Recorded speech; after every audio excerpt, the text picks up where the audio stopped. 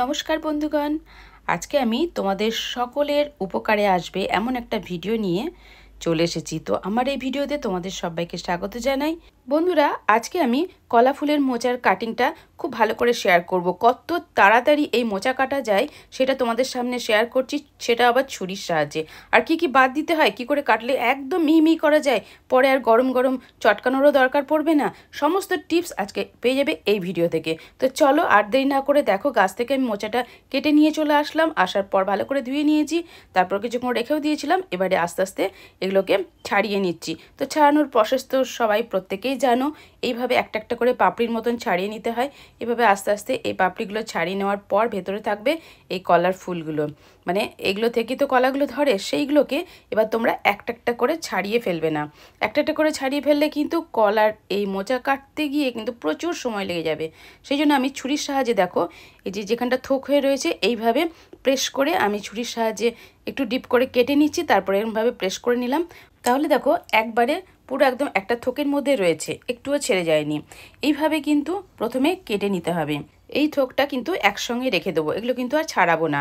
এইভাবেই রেখে দিলাম। তারপরে দেখো আর একটা এরকম পাপড়ির মতন খুলে নিয়ে আবারও এই সাইড থেকে এইভাবে একটু ঠিক করে এইভাবে ছুরি দিয়ে একটু কেটে নিলাম। আবার ভেতর দিক দিয়ে ছুরি ধরে এইভাবে নিচের দিকে টেনে কেটে নিলাম। দেখো একটাও কিন্তু এই স্টিকগুলো খুলে যায়নি। এই স্টিকগুলো একটা একটা করে খুলে গেলে কিন্তু প্রচুর সময় লেগে যায় মোচা কাটতে।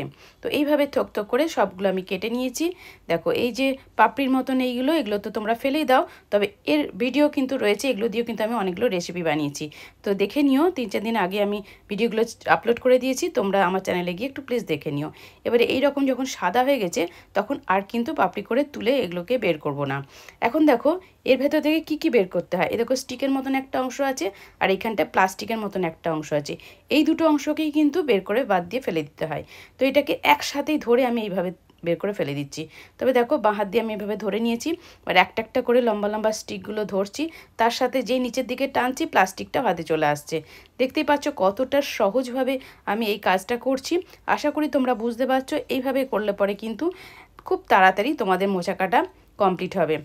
আর এই স্টিকগুলো কিন্তু প্রত্যেকটা ইউনিকভাবে বাদ যাবে। তো এইভাবে দেখতে পাচ্ছ পরপর আমি এরকমভাবে বাদ দিচ্ছি।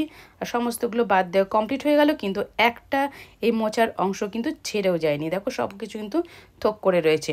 এরকমভাবে সমস্ত এরকম মোচার এই অংশগুলোকে কিন্তু আমি ভালো করে ছাড়িয়ে নিচ্ছি। দেখো আমার ছাড়িয়ে নেওয়া কমপ্লিট হয়ে গেছে। এগুলো স্টিক আর প্লাস্টিকের অংশটা কোনোটাতেই নেই, সব কিছু বাদ চলে গেছে। এই যে এই অংশগুলো ছিল, এবার এগুলো আমি ফেলে দেবো। এগুলোকে আমি সরিয়ে রাখলাম। এবারে কি করে খুব সহজে মোচা কাটবো সেটাও প্রসেসটা বলে দিচ্ছি। এইগুলোকে দেখো একটা একটা করে এইভাবে তুলে নিচ্ছি।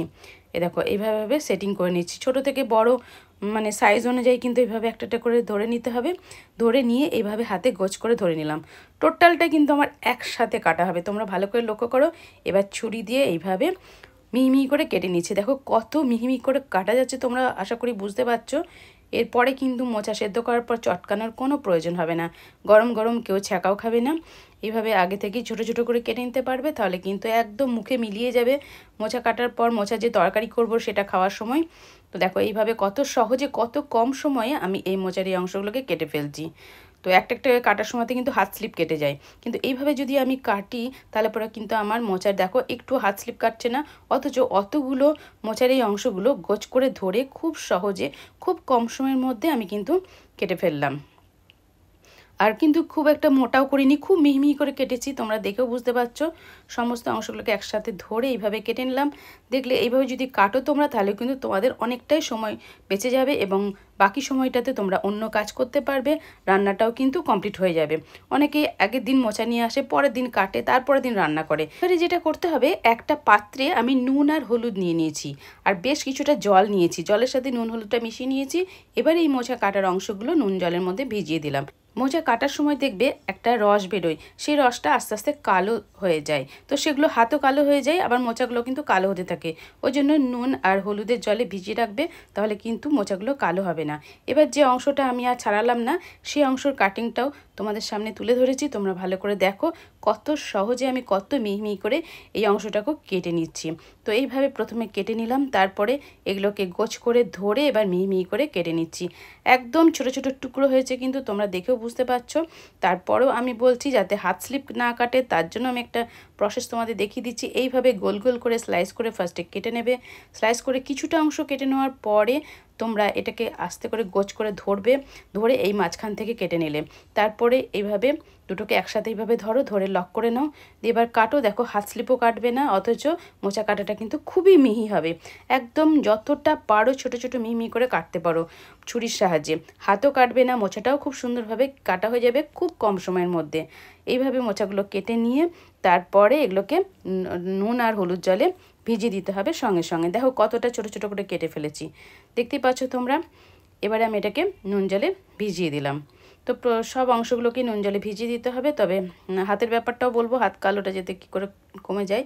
এবার দেখো এই অংশটা কাটতে কাটতে এই সাইডে খড়খড় করছে, মানে এই যে স্টিকগুলো রয়েছে যেগুলো ফেলে দিয়েছিলাম সেইগুলোকেও কিন্তু বাদ দিতে হবে। যদি এগুলো বাদ না দিই তাহলে পরে রেসিপিটা বানানোর পর মুখে কিন্তু শক্ত শক্ত লাগে, খেতেও ভালো লাগে না। এইগুলোকে বাদ দেওয়ার জন্য এইভাবে টেনে টেনে বের করে ফেলতে হবে এই স্টিকগুলো। এগুলো কিন্তু কাটার পর শক্ত শক্ত থেকে যায়, ওই জন্য এগুলোকে বাদ দেওয়ার জন্য এই প্রসেসটা আমি তোমাদের সামনে তুলে ধরেছি। এইভাবে তোমরা ছাড়িয়ে নিতে পারো। দেখো গোছ গোছ হয়ে বেরিয়ে আসছে স্টিকগুলো। তবে এতটা কাটার পর ওগুলোকে বের করে নিতে হবে। এছাড়াও তোমরা হাতে এরকম করে মোচার এই অংশটাকে ধরলে, মোচাটাকে ধরার পর এগুলোকে দেখো এইভাবে নিয়ে ছুরির সাহায্যে এভাবে টেনে নাও, টানলে পরে দেবে ভেতর থেকে স্টিকগুলো একদম গোছ গোছ করে বেরিয়ে চলে আসছে। তো এগুলো ফেলে দাও, ফেলে দিয়ে আবার মিহি মিহি করে যে প্রসেসটা দেখালাম সেই প্রসেসে আমি মোচাটাকে টোটালটা কেটে নিয়েছি। দেখো কতটা মিহি মিহি করে কাটাও হয়ে গেছে, কালারটা একটু কালো হয়ে গেছে, দেখেই বুঝতে পারছো। এবারে আমি নুন আর হলুদের জলে দিয়ে দিলাম। নুন আর হলুদের জলে 4-5 ঘন্টা ভিজিয়ে রাখলেই যথেষ্ট। তোমরা যদি মনে করো যে আগের দিন কাটবে, তাহলে আগের দিন রাত্রিবেলায় কেটে সারা রাত্রি নুন জলে ভিজিয়ে রাখতে পারো। আমার মোচা কাটতে মোটামুটি বড় একটা মোচা কাটতে 8 থেকে 10 মিনিট সময় লাগে, মানে ছাড়ানো থেকে কাটা পর্যন্ত। তো এইভাবে নুন জলে ভিজিয়ে আমি 4-5 ঘন্টা রেখে দিয়েছিলাম। দেখো একটুও কালো হয়নি। এবার আমি সেদ্ধর জন্য প্রসেসের জন্য চলে যাচ্ছি। আমি প্রেশার কুকারে এটা সেদ্ধ করে নেব। সেই জন্য আমি প্রেশার কুকারের ভেতরে জল থেকে তুলে আমি এগুলোকে মোচাগুলোকে দিয়ে দিচ্ছি। এবার বন্ধুরা বলে দিচ্ছি হাত কালো দূর করবে কি করে। অবশ্যই মোচা কাটার আগে হাতে একটুখানি তেল বুলিয়ে নেবে আর নুন আর হলুদ একটুখানি মেখেও নেবে। তারপরে মোচাটা কাটবে। মোচা কাটা হয়ে যাওয়ার পর একটু লেবু নিয়ে নেবে, লেবু নিয়ে গোটা হাতে একটু ঘষে নেবে, তাহলে দেখবে কালো ভাবটা দূর হয়ে যাবে। এর ভেতরে দিয়ে দিলাম 2 কাপ পরিমাণের জল। এবার ঢাকা দিয়ে হাই ফ্লেমেতে আমি এটাকে সেদ্ধ করে নেব। 4-5টা স্টিম দিয়ে সেদ্ধ করে নিয়েছি। মোচাটা কিন্তু খুব সুন্দর সেদ্ধ হয়ে গেছে। এবার ঠান্ডা করার পর আমি মোচাগুলো তুলে নিয়েছি জল থেকে। তারপর তুলে নিয়ে এবার নানান রকম রেসিপি তোমরা বানিয়ে খেতে পারো। অলরেডি আমি আমার চ্যানেলে অনেক রকম মোচার রেসিপি কিন্তু আপলোড করে দিয়েছি, সেগুলো কিন্তু একদম নতুন রেসিপি। তোমরা দেখলে অবাক হয়ে যাবে, রেসিপির ছবিগুলো তোমরা দেখতে পারবে। তো সেগুলো তোমরা দেখে নাও, আমার চ্যানেলে গিয়ে সেসব ভিডিওগুলো দেখে নিও। আর ভালো লাগলে লাইক, কমেন্ট, শেয়ার এবং সাবস্ক্রাইব করে পাশে থেকো। নেক্সট আরও নতুন ভিডিওর সাথে চলে আসবো। ততক্ষণ টাটা, বাই বাই।